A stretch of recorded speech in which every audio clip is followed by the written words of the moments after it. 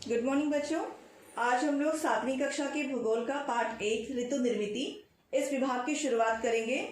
इसे विभाग 1 नाम इसलिए दिया गया है क्योंकि ऋतु निर्मिति ये हमारी 2 पाठ के अंदर हम इसको पढ़ने वाले हैं। पाठ को शुरू करने से पहले हम आपने 5वीं और 6ठी कक्षाओं में जो भी भूगोल पढ़ा है उसके मूलभूत प्रश्नों के साथ ही ये पाठ शुरू हुआ है। और उन मूलभूत प्रश्नों को पूछने का अर्थ ये है कि आपने जो भी 5वीं और 6ठी कक्षा में भूगोल पढ़ा है वो आपको याद है या नहीं याद है। तो आपके पाठ की शुरुआत भी जो है वो थोड़ा याद करो इस सेक्शन के साथ में होती है, जिसका पहला प्रश्न है कि पृथ्वी पर दिन और रात किस कारण से होते हैं। तो क्या आपको पता है पृथ्वी पर दिन और रात किस कारण से होते हैं?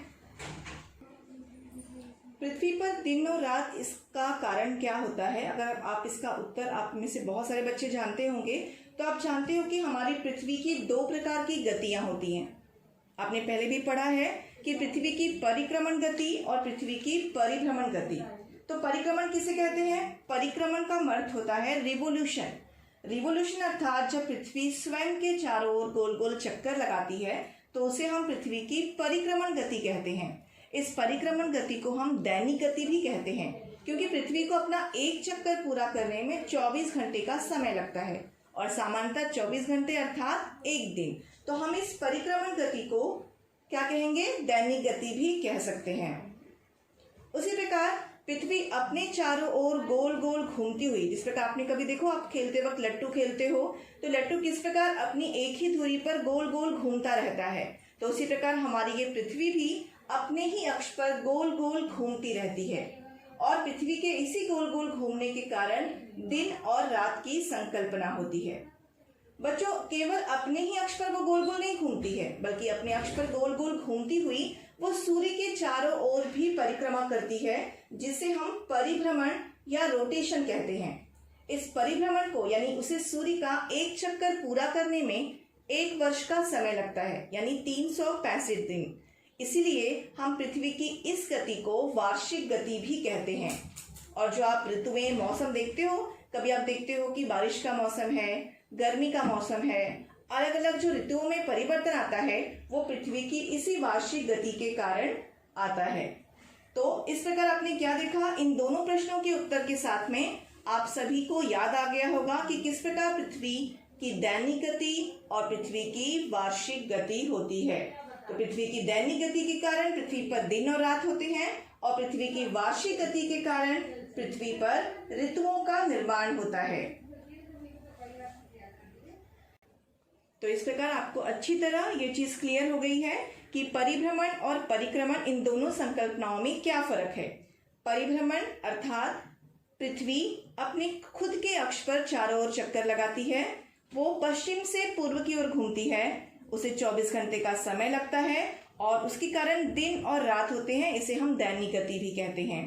परिक्रमण अर्थात पृथ्वी सूर्य के चारों ओर चक्कर लगाती है और उसे एक चक्कर पूरा करने में 365 दिन लगते हैं, अर्थात 1 वर्ष लगता है, इसलिए इसे वार्षिक गति भी कहते हैं और इसके कारण ऋतुओं का निर्माण होता है। अब आपका अगला प्रश्न है कि हमारा देश किन गोलार्धों में स्थित है। तो अगर आप इस चित्र को ध्यान से देखें तो आपको दिखाई पड़ेगा कि पृथ्वी के ऊपरी ध्रुव, जिसे हम कहते हैं उत्तरी ध्रुव, और पृथ्वी का ये है, आपको दिखाई पड़ेगा उत्तरी ध्रुव। ये विषुवत रेखा जो आपने 6ठी कक्षा में पढ़ी है, और इसके नीचे वाला भाग अर्थात ये पृथ्वी का दक्षिणी ध्रुव। तो इस प्रकार पृथ्वी का उत्तरी ध्रुव, दक्षिणी ध्रुव। यहाँ पे प्रश्न है कि हमारा देश किस गोलार्ध में स्थित है। इस चित्र को देखिए, यहाँ आपको दिखाई पड़ेगा ये एशिया महाद्वीप। इस एशिया महाद्वीप में ये हमारा देश भारत। अब आप देखेंगे कि अगर हम गोलार्ध पर जाएं तो यहां पर है विषुवत रेखा, और विषुवत रेखा के ऊपर यानी उत्तरी भाग में आपको एशिया महाद्वीप दिखाई पड़ रहा है, जिसमें भारत एक देश है। तो हम कौन से गोलार्ध में रहते हैं? हम उत्तरी गोलार्ध में रहते हैं। अगर मैं ऑस्ट्रेलिया की बात करूं, आप यहां देखें तो ऑस्ट्रेलिया को दिखाई पड़ेगा कि ऑस्ट्रेलिया ये विषुवत रेखा के बिल्कुल नीचे है। नीचे का अर्थ कौन सा है? ये गोलार्ध है दक्षिणी गोलार्ध। तो ऑस्ट्रेलिया कौन से गोलार्ध में है? दक्षिणी गोलार्ध में। इसी प्रकार आप बाकी के महाद्वीपों को भी देख सकते हैं। अगर नॉर्थ अमेरिका की बात करें तो नॉर्थ अमेरिका विषुवत रेखा के उत्तर दिशा में है, इसलिए ये उत्तरी गोलार्ध है। अगर हम साउथ अमेरिका की बात करें तो आपको दिखाई पड़ेगा उसका कुछ हिस्सा विषुवत रेखा के उत्तर भाग में भी है और कुछ हिस्सा दक्षिण भाग में भी है। इसी प्रकार अफ्रीका के संदर्भ में अगर हम देखें तो आपको दिखाई पड़ेगा कि आधा अफ्रीका उत्तरी गोलार्ध में है, आधा दक्षिणी गोलार्ध में है, यानी अफ्रीका एक ऐसा महाद्वीप है जो दोनों गोलार्धों में है। तो आपके प्रश्न का उत्तर, जो प्रश्न है कि हम कौन से गोलार्ध में रहते हैं, तो एशिया महाद्वीप के अंदर स्थित भारत देश और उस भारत देश में रहने वाले हम लोग उत्तरी गोलार्ध में रहते हैं। तो बच्चों, इन्हीं प्रश्नों के साथ में आपका रिवीजन पार्ट पूरा होता है। हम पाठ की शुरुआत करते हैं। ये पाठ बहुत सारे प्रयोगों पे आधारित है और वो प्रयोग का जो उद्देश्य है वो ये है कि आप किस प्रकार से पृथ्वी की दैनिक गति, वार्षिक गति और इन गतियों के कारण कौन कौन से परिणाम होते हैं वो जान पाओगे। आपकी किताब में एक तालिका दी हुई है। इस तालिका में आप देखोगे तो इसमें एक तालिका की एक तरफ दिनांक बना हुआ है, फिर सूर्योदय, सूर्यास्त, काला विधि, इसमें दिनमान, रात्रिमान और जानकारी। तो ये तालिका जो है, इस तालिका का उद्देश्य क्या है कि हमें 19 जून से 28 जून तक प्रतिदिन ये निरीक्षण करना है कि सूर्योदय का समय क्या है, सूर्यास्त का समय क्या है। उसके आधार पर हम ये निर्धारित करेंगे कि काला विधि कितनी है। काला विधि का तात्पर्य होता है दिन कितने घंटे का और रात कितने घंटे की। उसके बाद में अंतिम कॉलम जो है वो है जानकारी का शोध। तो जानकारी का शोध क्या हुआ, आपने खुद निरीक्षण किया है, तो ये स्वयं निरीक्षण जानकारी का शोध है। तो इस प्रकार की तालिका से क्या मालूम पड़ेगा आपको कि किस प्रकार सूर्योदय और सूर्यास्त के समय में अंतर दिखाई पड़ता है। और इस तालिका का जब आप निरीक्षण करोगे तो आपको मालूम पड़ेगा कि संपूर्ण दिवस में समय की बहुत सारी अवस्थाएं होती हैं, सूर्योदय, मध्याह्न, सूर्यास्त और इस प्रकार दिन और रात। क्षितिज पर सूर्योदय सूर्यास्त के स्थान में अलग अलग परिवर्तित समय आपको दिखाई पड़ेगा। क्योंकि मैंने पहले ही आपको बताया कि ये पाठ बहुत सारे प्रयोगों पर आधारित है, तो उसी में से एक प्रयोग हम देखेंगे। आप ये प्रयोग घर में भी कर सकते हो, जैसा कि आपको यहाँ पर वीडियो में दिखाई पड़ रहा है कि किस प्रकार दिन के अलग अलग समय में छाया जो है वो बदलती रहती है। अगर मैं जहाँ पे सूर्य की भरपूर किरण आती हो, बीच में एक प्रकार का कोई लकड़ी रखी जाए, तो आप देखो यहाँ पे किस प्रकार छाया में अलग अलग परिवर्तन दिखाई पड़ रहा है। जब भी सूर्य का उदय होता है उस समय आप देखो अगर, तो जो परछाई है उसका निरीक्षण करो और किस प्रकार मध्याह्न होते होते यानी दोपहर के 12 बजे आप देखोगे कि परछाई बिल्कुल दिखाई नहीं पड़ रही है, वो एकदम छोटी हो गई है। तो छाया का ये जो आकार है इसमें अलग अलग समय की अवस्था के हिसाब से परिवर्तन आपको दिखाई पड़ेगा। एक बार दोबारा देखेंगे।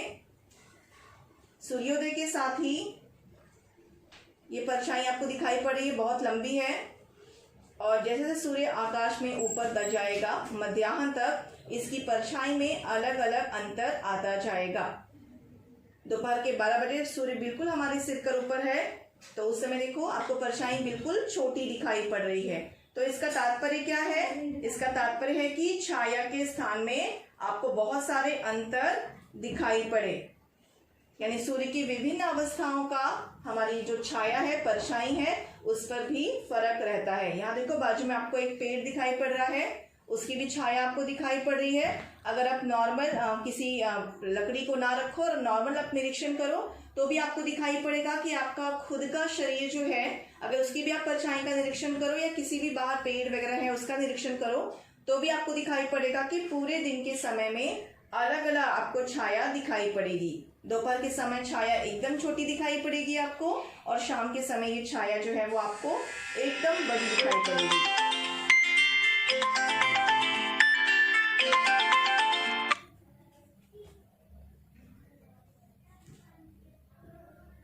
बच्चों, लाठी वाले इस प्रयोग में आपने देखा कि जहाँ पे सूर्य का प्रकाश पड़ रहा है उसके सामने वाली दीवार के बिल्कुल सामने आपने ये लाठी रखी, और दिन भर अगर आप उसका निरीक्षण करोगे तो आपको समझ में आएगा कि किस प्रकार से जो है वो छाया का अलग अलग अंतर आपको दिन की अलग अलग अवस्थाओं के हिसाब से दिखाई पड़ेगा।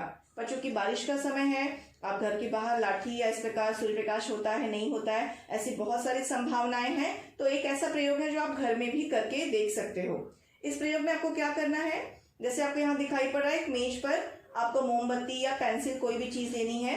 उसके पीछे की तरफ आपको एक सफेद कागज लेना है।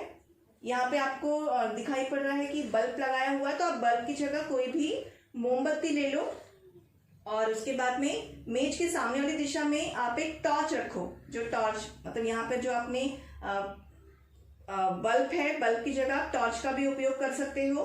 और टॉर्च के बिल्कुल सामने आपने या तो मोमबत्ती रखनी है या तो पेंसिल रखनी है। टॉर्च का प्रकाश इस तरह रखना है आपको कि मोमबत्ती पर इसका पूरा प्रकाश पड़े।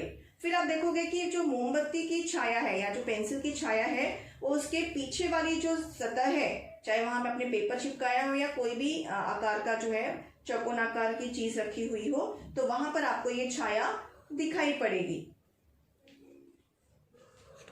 जैसा कि आपको इस वीडियो में दिखाई पड़ रहा है, देखिए यहाँ पे आपको छाया दिखाई पड़ रही है। अब आपको क्या करना है, अपनी टॉर्च को यहाँ वहां थोड़ा सा हिलाना है। आप हिलाओ को देखोगे कि छाया में जो ये जो अंतर है वो छाया भी आपको हिलती हुई दिखाई पड़ेगी। जब भी आपकी टॉर्च का प्रकाश एक दिशा की तरफ है तो छाया इस प्रकार दिखी। थोड़ा सा आप उसको किनारे की तरफ लेकर जाओगे, उत्तर दक्षिण दिशा में अलग अलग खिसकाओगे तो आपको वो छाया भी जो है वो खिसकती हुई दिखाई पड़ेगी।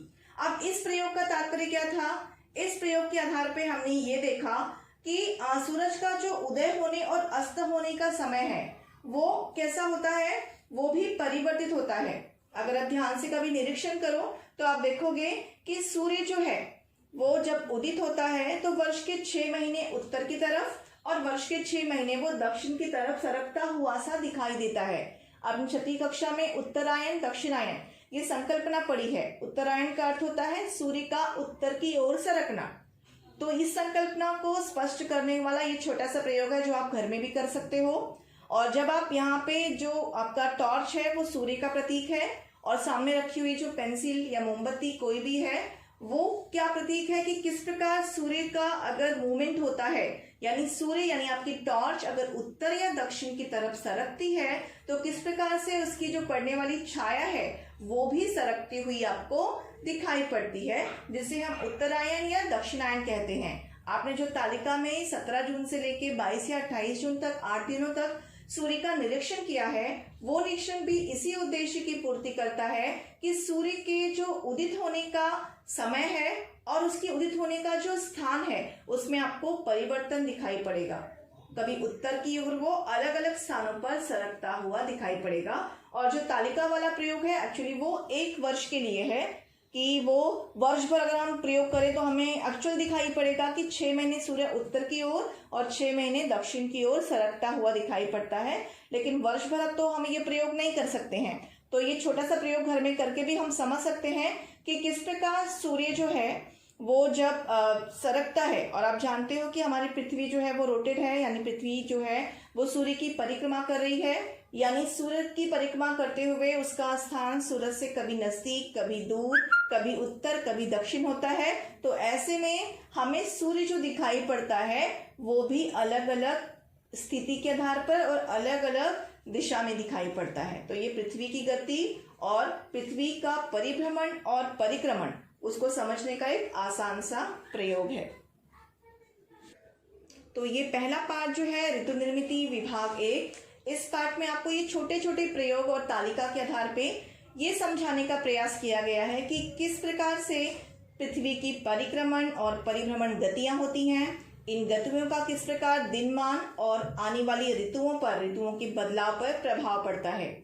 अब हम सूर्य चंद्रमा पृथ्वी पार्ट 2 जो है वो ऋतु निर्मिति का दूसरा विभाग है, जिसमें हम ये समझेंगे कि किस प्रकार सूर्य चंद्रमा और पृथ्वी की गतियों के आधार पर जो ये ऋतुमान है उस पर प्रभाव पड़ता है।